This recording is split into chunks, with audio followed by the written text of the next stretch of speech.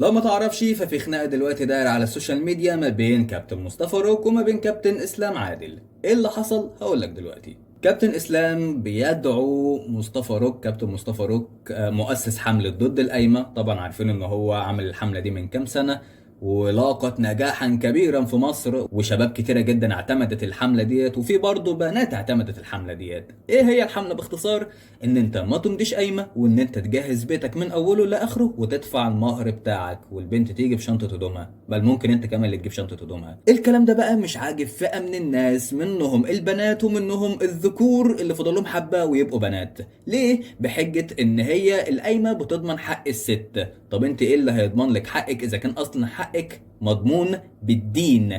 يعني الراجل بيجهز شقته من اولها لاخرها وبيدفع لك المهر بتاعك، سواء ذهب لان الذهب مهر اصلا وساعات بيبقى جزء من المهر لو انتم متفقين على حاجات ياما، او ان هو يكتب لك مؤخر الصداقه. وكمان حتى لو انت لا قدر الله اتطلقتي، اللي انت شايفه ان القايمه بتضمن لك حقوقك، لو انت اتطلقتي بتاخدي نفقه خاصه بيكي وبتاخدي نفقه خاصه بالعيال، وكمان بتاخدي مسكن الزوجيه اللي هي ايه؟ اللي هي شقته. بتاخديها لحد امتى؟ لحد مده 15 سنه. 15 سنه هو محروم من شقته، فانت ما تقوليش بقى ان انت ممكن تترمي في الشارع، لا بالعكس هو اللي بيترمي في الشارع، وخلينا واقعيين شويه. اما بقى حته ان مفيش راجل بيقدر يكون نفسه ويجهز بيته كله من اوله لاخره وان في كمان ناس بتقول ان هي لما بتروح تخطب ان هي مش هتمضي قايمه وهتجهز شقتها من اولها لاخرها. يجي بقى الاب او الام او البنت يقول لك لا انا لازم اضمن حق بنتي، وحق بنتي شرحته في الاول. طيب يا عم انا همضي لك القايمه اللي انت عايزها، بس هكتب الحاجات اللي بنتك بس اللي جايباها، مش هكتب حاجتي انا كمان في القايمه. ليه؟ عشان انا دافع مهر، انا دافع ذهب بالشيء الفلاني، والذهب مش هديه. طالما انت اشترطت ذهب واشترطت ذهب بمبلغ وقدره او بجرامات، يبقى ده ما اصبحش هديه. مفيش حد بيهادي بذهب، حتى لو حد هدى بذهب بيهادي بحاجه بسيطه مش شبكه كامله. صباح الفل. فانا ليه امضي على حاجه بنتك وعلى حاجتي انا كمان اللي انا جايبها بفلوسي؟ وليه اصلا امضي على حاجه بنتك ان هي وصل امانه؟ هل الحاجات دي ما بتستعملش في البيت؟ ما هو وصل امانه الحاجات دي بتبقى في عهدتي كقايمه، الحاجات دي بتبقى في عهدتي انا. لو معلقه اتكسرت او باظت او كوبايه اتكسرت بجيب لك غيرها. ده حاجه بقى وصل امانه على سبيل الامانه. هو بيمضي على سبيل الامانه، يعني الحاجه بتفضل في حوزته بكرتونتها. هل هي بتفضل كده؟ لا ما بتفضلش كده. فبالتالي اصبح ان الست نفسها في اي زعله ممكن ترفع القايمه في المحكمه وحلني بقى، وتيجي على رجلك راكع، تيجي على رجلك راكع وتعتذر وتطلب السماح، وكمان ممكن تمضي وصل امانه على نفسك او تجيب لها ذهب تاني. هل دي كده مش مسكان من الرقبه؟ طيب إذا أتاكم من ترضون دينه وخلقه فزوجوه. دينه وخلقه. طيب افرضي دلوقتي إن اللي جالك ده شخص مبين إن هو فقير وإن أنتوا هتساعدوه، واتضح إن هو غني وإن القايمة حقك، وإن هي مش هترميكي في الشارع. ضمان إن أنت ما تترميش في الشارع، مع إننا شرحنا الجزئية دي. مفيش بنت بتترمي في الشارع يا جماعة، ها. معظمهم يا إما بيروحوا عند بيت أهلهم يا إما بيفضلوا في مسكن الزوجية. في حالات شاذة تانية تحت ذكور للأسف اتجوزوهم وما ادولهمش حقهم بالظبط كده. فاهمين حاجة؟ يعني مش كل الرجالة وحشين ومش كل البنات برضو وحشين. فنرجع لنقطتنا اللي هي افرض ان هو كان ممثل ان هو فقير وطلع عنده املاك وفلوس كتيرة جدا، ومع ذلك هو ماضي قايمة، فيديلك فلوس القايمة ويرميكي في الشارع حرفيا. او ممكن يديك فلوس القايمة ويسافر بره البلد، او ممكن كده كده يسافر بره البلد. حليني بقى، هل هي ضمنت لك حقك؟ لا. بس الضمان الحق هنا عبارة عن ايه؟ اه فعلا ان هو ضمان لحقك او حق الحاجات اللي جايبها لك ابوكي. تمام؟ حق الحاجات اللي انتوا جايبينها بس، مش حق الحاجات اللي هو كمان جايبها. ويا ريت يعني اي حد مضطر ان هو يمضي قايمة يكتب فيها كده شرط ان هي لا تستحق الا في حالة من الاجلين. انا ما اعرفش النص بالظبط يعني. يا اما الطلاق، يا اما الموت.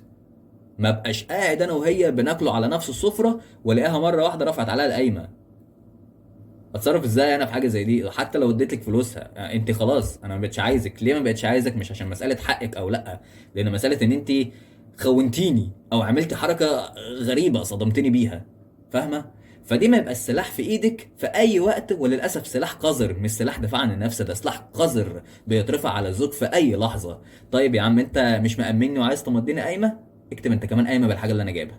او اخلي بنتك تمضي وصل امانه على نفسها ان هي هتبقى زوجه صالحه ومطيعه وتعمل كل الحاجات اللي مطلوبه منها في البيت. ما افرض طلعت وحشه، افرض طلعت، ما هي لو طلعت وحشه هتقولي ده اختيارك، انما لو انا طلعت وحش لا انت عندك كذا حاجه تربطني بيها. طب ازاي؟ هل ده عدل؟ نرجع لموضوعنا الاساسي، الا وهو كابتن اسلام وكابتن مصطفى روك. انا فهمتكم دلوقتي القايمه باختصار اللي مصطفى روك متبني القضيه بتاعتها وهو اللي طلعها للنور، تمام؟ وبقت فيه صفحات كتيره قوي وبرامج تلفزيونيه كتيره قوي بتستضيفه، والراجل بيتكلم وبيسد معاهم. اخر حلقه كان هو وسط 5 ستات تقريبا او 6، ما شفتش الحلقه كامله، وقاعد حرفيا سد وسطهم كلهم، وفي حاجات اتمنتجت على حسب كلامه. كابتن اسلام بيغلط في كابتن مصطفى، حرفيا بيغلط فيه. طيب تعالوا كده نشوف البوست بتاعه، وتعالوا كده نشوف الفيديو بتاعه. خلاص يا رب، خلاص يا رب. كابتن روك بيقول حاجه بس انا مش عارف اسمعه، مش عارف اسمعه من المصيبه، من الجثه اللي قدامه. صوته كده مش طالع. اطلع يا كابتن روك كده، اطلع يا عم وسمعنا انت عايز تقول ايه. هو في راجل بيستخبى في راجل؟ اطلع يا بطل كده واتكلم يا بطل وقول اللي عندك. طيب ده كان بناء على فيديو انتشر من سنتين لكابتن مصطفى مع كابتن رامي عادل، والموضوع مش عاوز اخش فيه ومش عاوز احلله بتفاصيله، بس الموضوع عدى عليه سنتين. انت اللي جاي تفتحه دلوقتي، ولا انت عاوز تكسب تعاطف، ولا انت عاوز تحطه في البوست بتاعك او الحملة المضادة بتاعتك ان بصوا يا جماعة الشخص ده كان هيتضرب وكان وكان وكان، وعلى حسب اللي انتشر ان هو كان وسط 4 لوحده، 4 رجالة في حوطه كده كبار كده لوحده وعند منطقته. طب يا جماعه انا دلوقتي الراجل ده ايه ده بقى؟ الراجل ده بص كده بس الراجل ده ايه ده بقى؟ ايه ده؟ طيب طالع الراجل ده اسمه مصطفى فروج، طالع بيكلمني يقول لي انا بدي عيال عندها 16 سنه هرمونات. انا كان دلوقتي اسماعيل اللي كان معاك في شهاده اليديني وشافك وانت بتحيي وليد. وليد ايه؟ مين؟ هو وليد اللي دخل معاك ما تمدش ايدك. هو عيل ده وليد ده عيل صغير، هو وليد ده عيل صغير. مين اسماعيل ده؟ مين اسماعيل؟ طب نكلمه. انا هسالك سؤال. نكلم مين؟ نكلم اسماعيل. رامي نكلم اسماعيل. انا بسالك سؤال. طب ما انا في ناس جت كلمتني وقالت لي ان كابتن مصطفى نصب عليهم، وكابتن مصطفى موجود اهو. طيب انت في البوست بتاعك انت بتقول ان انت هتجيب حق الستات، تجيب حقهم من الرجاله، وهقرا التعليقات دلوقتي اللي انت بترد على الستات بس، وفي رجاله كتير انت ما ردتش عليهم او مش عاوز ترد عليهم، بل وكمان اللي بيردوا في التعليقات بتهددوا ان انت هتعمل له بلوك. اه والله شوف بيهددوا ان هو يعمل له بلوك. هو انت من انصار بلوك بلوك بلوك ولا ايه؟ مش فاهم. كابتن اسلام، يا ريت لو الموضوع ترند، يا ريت لو الموضوع ترند فاحنا مش ناقصين. كده كده كابتن مصطفى قبل التحدي بتاعك وقال لك ال50,000 جنيه هتدفعهم لأهل غزة، بس أنا يا ريت بقى أقترح عليكم اقتراح تاني خالص. يعني يا ريت التحدي ده تأمنوا الداخلية، عشان في مصيبة هتحصل بعد التحدي ده ما يحصل، والإسعاف برضو تكون موجودة، ويا ريت يتعمل تذاكر على التحدي ده، والتذاكر دي كلها فلوسها بال50,000 اللي انتم معلقينها رهان تروح لأهل غزة أو تروح لقرى فقيرة في مصر. يعني برضه احنا محتاجين من الحب جانب، يعني ما يبقاش كل حاجة هناك واحنا هنا. قسموها حتى على الأقل يعني. يا عم مش مهم يا عم، احنا مسامحين. ف يا ريت كل واحد يحترم نفسه ويعرف كويس قوي هو بيقول ايه، واللي مش بيدافع بقى عن الست اللي بيحكها، اللي بيحكها في الستات على طول، وعاوز الستات تطبل له، مع احترامي للستات، وعاوز الستات والبنات تطبل له علشان ريتش او عشان حاجه الله اعلم بيها في النفس. يا ريت يبطل، لان بتبقوا مفقوسين قوي، والبنات نفسها بتبقى فاقساكوا قوي قوي قوي وبتقرف منكم. نقرا الكومنتات مع بعض، ويلا بينا نروح نشوف الكومنتات عامله ازاي. دي يا جماعه صفحه كابتن اسلام، معلش الاضاءه قلت شويه لان انا مشغل الشاشه دلوقتي، فتعالوا كده نشوف الفيديو اللي هو نشره اصلا. تعالوا كده. خلاص يا رب، خلاص يا رب. كابتن روك بيقول حاجه بس انا مش عارف اسمعه، مش عارف اسمعه من المصيبه، من الجثه اللي قدامه. صوته كده مش طالع. اطلع يا كابتن روك كده، اطلع يا عم وسمعنا انت عايز تقول ايه. هو في راجل بيستخبى في راجل؟ اطلع يا بطل كده واتكلم يا بطل وقول اللي عندك. للعلم كابتن اسلام هو كان لوحده، كان لوحده وكان بيتكلم عادي، والشخص اللي هاجمه ده اصلا تبع كابتن رامي عادل، ده اللي انت ما تعرفوش يعني. فبلاش اسلوب التلقيح ده، وبلاش الكهن بتاع بلاش الكهن بتاعهم، علشان الموضوع كده مش حلو، والموضوع كده هيقلل من قيمتك. فبلاش السكه دي، بلاش سكه الكهن ده والكيد، واسلوب مقارب لاسلوب بعض الستات. فبلاش حاجه زي دي بعد اذنك يعني. طيب تعالى كده نشوف الكومنتات اللي على البوست ده. معلش يا جماعة، أنا بعمل فيها راجل على الستات بس. أنت قصدك إيه يعني؟ قصدك إن الحملة دي بتتعمل على الستات بس يعني؟ أو أي نعم، الحملة بتتعمل على الستات بس كقايمة وكرجالة برضو، إن هو ما يبقاش ناطع وما يخليش واحدة تفرش له بيته أو الكلام ده كله، مع إن عندي شك في حاجة زي ديت يعني.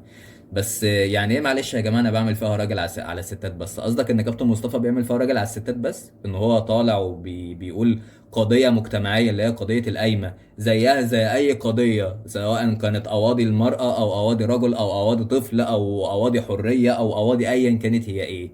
يعني ايه بيعمل راجل على الستات بس؟ مش بقولك في كهن في الموضوع.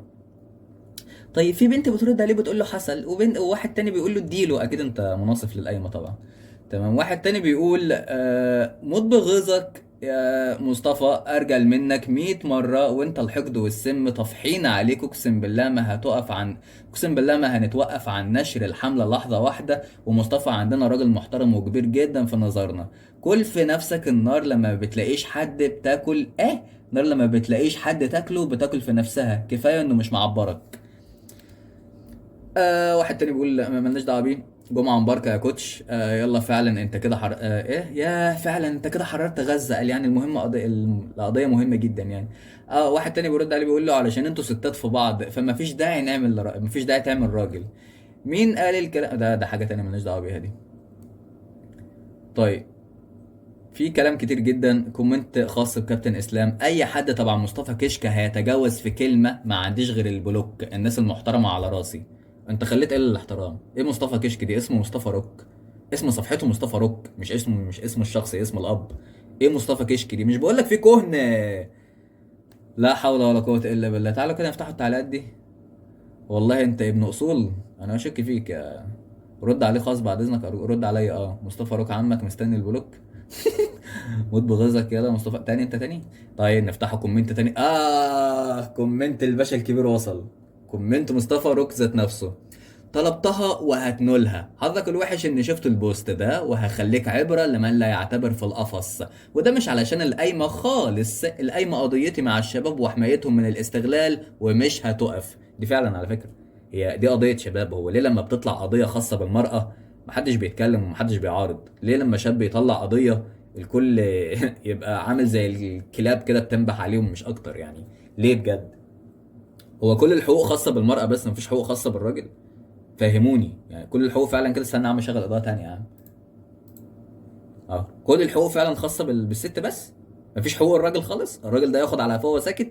يبقى كلب وعبد حقير ذليل عويل وما يتكلمش؟ يقعد تحت رجل الست كده ويفضل يلحس فيها وترضى عنه كمان؟ انتوا في ايه بجد يا جماعة؟ انتوا بجد في ايه؟ انتوا فين الرجالة؟ بجد والله فين الرجالة؟ انا مش فاهم. انا هعمل معاك الماتش ده تكملة رسالة حملتي ضد الهرمون، وان سرنجاتي بتاع حقن وهرمون زيك انت ورامي، ولا بطل ولا رياضي ولا ليكم علاقة بالصحة. وكان اخره يستخبى وسط 5 حواليه ويقص الفيديو علشان ما يظهرش انا عملت فيه ايه. هخلي الناس كلها تشوف انا كان ممكن اعمل في رامي ايه راجل لراجل بشكل قانوني، بدل ما كان مستخبي في 5 حواليه زي ما انا ما قلت. والفيديو كامل هعرضه لكم.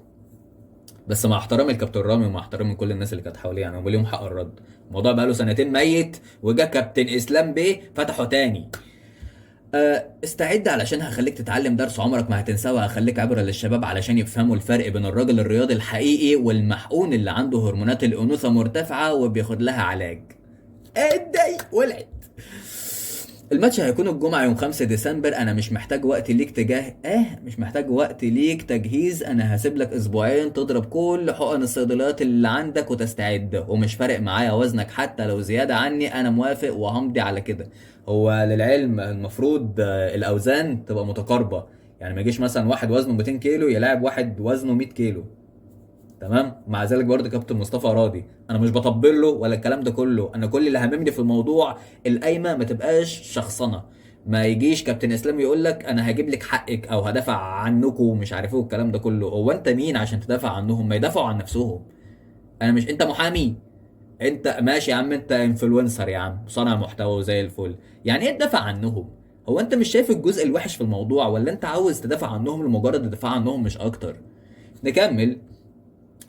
وانا على استعداد تام يكون انت ورامي ماتشين ورا بعض، مفيش مشكله، هحدد المكان وهتواصل معاك، وهيتواصل معاك مدير اعمالي، ووعد مني ليك قدام الناس، الفيديو بتاعك معايا هثبته لك على الصفحه عندي علشان تتشهر اكتر. هو ممكن فعلا يكون عايز شهره، ممكن، الله اعلم، ما دخلتش في نيته. طيب هل هو بقى رد؟ يعني التعليق ده من 3 ساعات، هل هو رد على التعليق بنفسه من صفحته؟ لا. في اللي رد عليه: انا درست ان الهرمونات بتخلي الواحد مخصي، ممكن علشان كده. رد عليه كابتن مصطفى قال له: دي حقيقة، بس هثبت لكم ده في ماتش عملي. واحد تاني رد عليه قال له: مش هيرد، ده تعالى لقطات وخلاص. فعلا اللي انا شايفه كده. كل التعليقات تعليقا على كابتن مصطفى.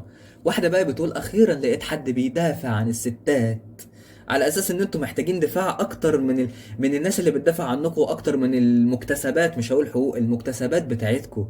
اخيرا لقيت حد بيدافع عن الستات. قد ايه يا جماعة احنا كيوت وطيبين ومش بنعمل اي حاجة وملايكة ومفيش مننا حد وحش.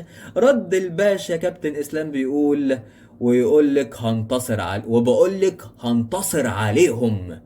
هنتصر عليهم. هم مين؟ هنتصر عليهم يا عيني.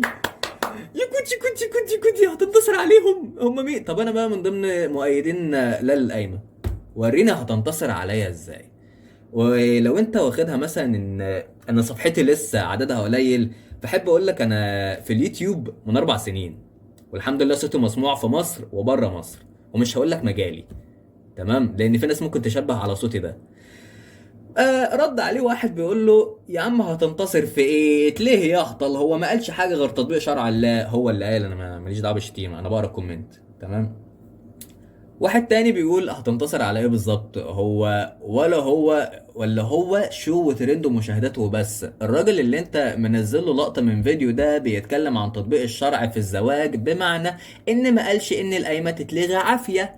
فعلا انت طالما هتمضي قايمه ومش قادر تجهز بيتك بمحتوياته الاساسيه، ما يجيش بقى واحد او واحده تقول لك: طب انا عاوز شاشه 280 بوصه، عاوزه ثلاجه 400 قدم، عاوزه خلاص انت مش قادر، خلاص انا هساعد معاك وامضي القايمه. لا يا اختي، هو مش مجبر، على فكره هو مش مجبر. مش مجبر. طالما جاب سرير وبوتاجاز وثلاجه وكل الحاجات الاساسيه، خلاص. مش مجبر بقى ان هو يجيب لك الهاند بلندر ولا السشوار ولا الحاجات الغريبه اللي انتوا، ولا حتى النيش.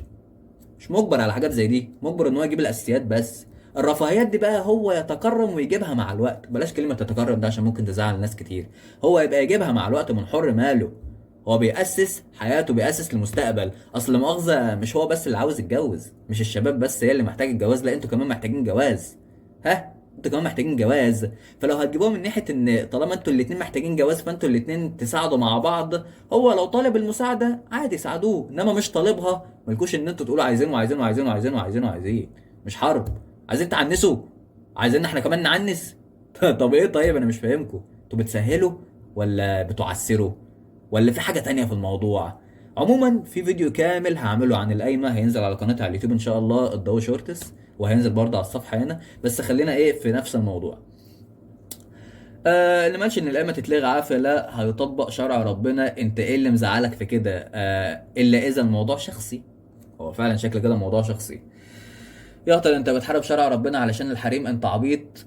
بلا مناخيرك اللي ملاش دعوه بالكلام الغريب ده، تمام. في بقى واحد بيرد على استاذه فاطمه، بيقول: يا حرام، من قالك يا نوتي يدافع؟ انت العالم كله بقى عبارة عن حقوق الست، اخدت كل حاجة وبتعملوا كل حاجة وبظظت وبوظتوا الدين، وتقول لي بدافع؟ عاوزة اكتر من كده ايه؟ فعلا الرسول صلى الله عليه وسلم صدق لما قال ان اكتر اهل جهنم من النساء والجنة من الرجال، اللي ما اظنش انك شفتيهم. هو تصحيحا بس للكلام اللي انت ذكرته عن حديث الرسول، الحديث اهو، فيما معناه ان اكتر اهل النار من الستات. ليه؟ لان هما بيكفروا العشير وبيكثرن اللعن. يعني ايه بيكفروا العشير؟ يعني ان انت لو قعدت سنين عمرك كلها تجيب لها كل اللي هي عايزاه وتطبطب عليها وتحن عليها وتدعمها وتحتويها وي وي وي، هتيجي في زعلة تقول لك انت عملت لي ايه يعني؟ انا ما شفتش منك خير خالص، انت عملت ايه يعني؟ طب انت ما عملتش اي حاجه خالص يعني، ده انت ايه اللي انت عملته يعني؟ ده حتى لو هي اقتنعت وتقول لك ما ده واجبك يعني. طب انت فين واجبك؟ انا مش ملزمه باي حاجه، انا ملاك الناس كلها تبقى تحت رجلي ويتمنوا لي الرضا ارضى. على متخلفه والله. تعالوا كده نكمل التعليقات عشان تليفوني يفصل. واحد بقى اخيرا رد عليه كابتن اسلام، ده التعليق ده من يوم. طب ما تجيب الفيديو كله من اوله لاخره ونشوف الموضوع، وهات الشخص التاني ماسك حاجه في ايده. يعني ما تجيبش فيديو 5 ثواني وتقول لي اهو. فعلا ده اسلوب كيادين، ده اسلوب كده، اسلوب ان انا بنتقص من الشخص اللي في الفيديو علشان اركبه مسرح واطلعه مسرح واقول ان هو بص الشخص ده وحش، الشخص ده كذا، الشخص ده كذا. طب ما تجيب كده لقطات للقاءات تمت مع كابتن مصطفى وهو بيقول على القايمه مثلا او حاجه زي كده، اللي انت ليه جايب فيديو كان هيتضرب فيه، مع انه بسم الله ما شاء الله كان واقف في الفيديو اسد، حرفيا اسد يعني. اللي عايز يعمل هو كان مستني بس حد يمد ايده بضرب، مع ان كابتن رامي عادل شتمه ومع ذلك برضه ما شتموش. رد عليه بقى كابتن اسلام بيه قال له انت شكلك هتاخد بلوك، انت شكلك كده هتاخد بلوك. ليه؟ اصل انا مش قادر ارد عليك، فهتاخد بلوك. ليه؟ عشان انا بحب اقف مع الستات، بحب اناصر الستات. قررت ادي يا عم الطاية طلعت لك اقرع اهو، حلو كده. الراجل بيتكلم باحترام يا كابتن. طب ما هو انت ما تعرفش ان الكابتن عاوز يتعالج ودخل نفسه في وضع ملناش دعوه. ملناش دعوه. تعالوا كده على اخيرا لقيت راجل يرد على الهبل اللي بيتقال. يعني ايه لقيت راجل يرد على الهبل اللي بيتقال؟ ما في رجاله كتير بترد على اللي بيتقال، مع ان اللي بيتقال مش هبل. اللي بيتقال هو شرع ربنا، ان الراجل يجهز كل حاجه ويدفع لك المهر معززه مكرمه. ولا انت مش فاهمه؟ يكونش انت في دماغك ان الراجل يدفع لك المهر ويجهز حاجات كتير ويمدلك على قايمه ويديكي ويديكي ويديكي وهو في الاخر ياخد على دماغه؟ ولا انتوا الحق بيبقى عندكم انتوا بس؟ نشوف بقى رد الكابتن، نرد عليه وعلى اللي اكبر منه.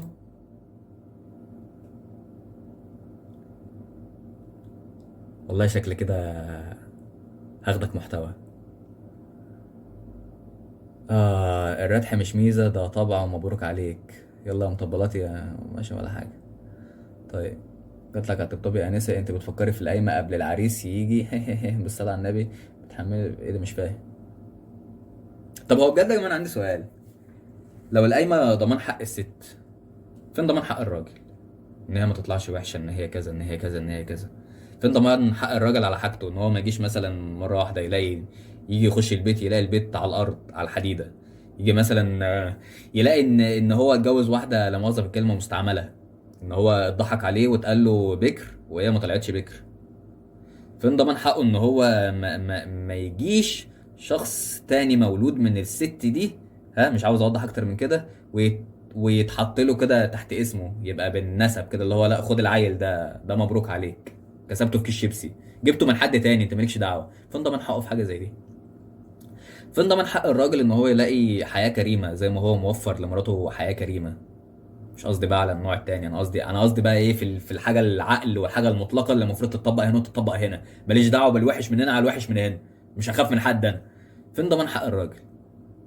فين ضمان حق الراجل ان هو لما يجي مراته تخلعه ترد له حاجته كامله بدل ما بيتكتب في القسيمه جنيه؟ تقول لي طب ليه الراجل ارتضى من الاول ان هو يتكتب في القسيمه جنيه؟ هقول لك معلش، اصل الراجل ساعه ما بيفكر بقلبه بياخد عقله ده يقعد عليه. بياخد عقله يقعد عليه. بس برضه بيبقى فيه ضغوطات برضه من البنت اللي هو حبها وتعلق بيها. ان انت لو شاريني هترضى. لو شاريكي ايه وانت بكوشاي؟ ايه شاريني دي؟ الكلمه دي مستفزه والله. بس بستغربها جدا للبنات. يعني ايه شاريكي وانت سلعه؟ ولا انت مفكره فعلا ان انت سلعه وبتتعاملي بمبدأ ان هو شريكي يشتريكي، اللي يدفع اكتر ياخدك؟ انت في ايه؟ والله لا اعمل موضوع كامل، لا اعمل فيديو كامل على الموضوع ده، اصبروا عليا بس نكمل وصلة الردح اللي عملها الكابتن. المشكلة ان عندهم اخوات بس تلاقي اكترهم اللي ضد القايمة مخلوعين وبتضحك بمبدأ برضو التسفيه. يعني ايه تلاقي المشكلة ان عندهم اخوات. والله انا طالما جالي شخص انا سألت عليه مرة واثنين وثلاثة ومتأكد من اخلاقه وانت كمان متاكده من اخلاقه، اتجوزوا. لو هتطلقي فالشرع ضامن لك حقك. بس تلاقي اكترهم ضد القايمه مخلوعين، تلاقي اكترهم اللي ضد القايمه مخلوعين.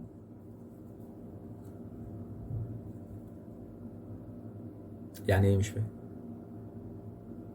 يعني ايه تلاقي اكترهم اللي ضد القايمه مخلوعين؟ سواء مخلوع او مطلق، فالقايمه دي عباره عن وصل امانه، ملوش علاقه باي حاجه. وصل امانه مش من الشرع. واللي كان عاملها اصلا واحد يهودي من 500 سنه. ليه؟ عشان كان يهودي هيجوز بنته لواحد مسلم، فمش معترف بالشريعه بتاعتنا، فقال لك لا انا هعمل حاجه تامن البيت. طالما مش معترف بالشريعه، طالما انت بقى مش عاجبك الشريعه بتاعتنا فاطلعي من الدين. طالما مش عاجبك الشرع بتاعنا، ما تتجوزيش عليه. وريني كده رده. اصل انا ملاحظ ان هو بيرد على الستات بس. حصل. حصل. انت ايه؟ انت في ايه؟ فين هو؟ فين؟ طب تعالى كده نشوف المشكله ان هو ما بيردش على ولا كومنت من اللي بيرد عليه. بيقول للراجل اوعى تمشي انا وراك ما هويدا بيقول للراجل اوعى تمشي انا وراك ما تسيبنيش، فهو رد عليها برضه. حصل. انت بتاخد اللقطه بس مش اكتر. ما ردش عليه، مع ان التعليق ده تحت التعليق على طول. وريني كده، سمعني الفيديو ده. الفيديو الاصلي هو الروك لف لرامي ووقف قدامه عادي. وريني كده الفيديو. بني جربوع كذاب. ايوه عطش كده انت بني جربوع كذاب. خلاص يا رامي، خلاص يا رامي. رامي جيت لك لحد بيتك. ايوه عندي بيته. ايوه عطش كده انت وبيتكلم بكل هدوء، ولا هو من مبدأ التشويه وبس؟ يعني ايه مفيش قايمة يا كوتش؟ ده عاوز يعمل ترند وانت بجد عملت له سعر كل شوية تتكلم عنه؟ ايه ده كل شوية يتكلم عنه؟ هو اللي عمل له سعر؟ يعني هو كل شوية يتكلم عنه، مع ان صفحة مصطفى روك اكبر من صفحته، مع ان اللقاءات اللي بتحصل مع مصطفى روك شهراه بزيادة. يعني أنا مش فاهم، يعني هو مش عاوز حاجة من الحملة. فيعني ايه مفيش قايمة يا كوتش؟ ده عاوز يعمل ترند وانت بجد عملت له سعر كل شوية تتكلم عنه. هو مين اصلا؟ انا اول مره اعرف عن كابتن اسلام ده دلوقتي والله، من ساعه الترند اللي حصل ده، من ساعه الفيديوهات اللي طلعت دي. والتاني بيرد حصل.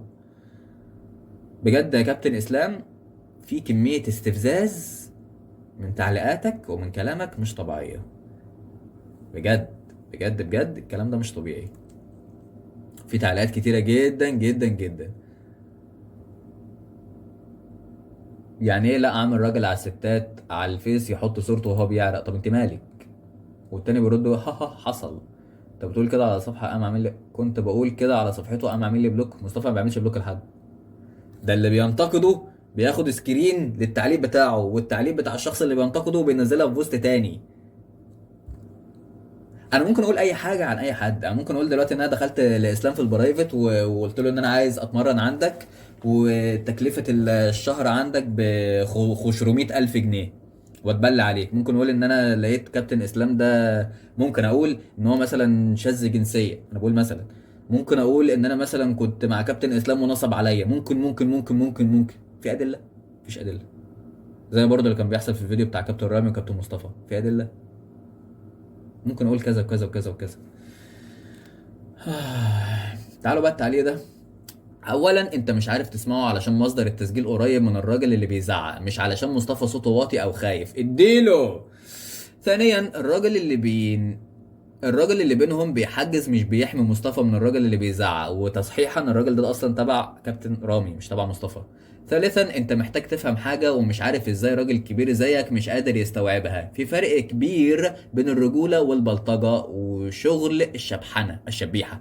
ومن الواضح ان فرق المعاني مش واصل لك، لانك دائما رابط بين الخناقات والرجولة. دي حقيقة.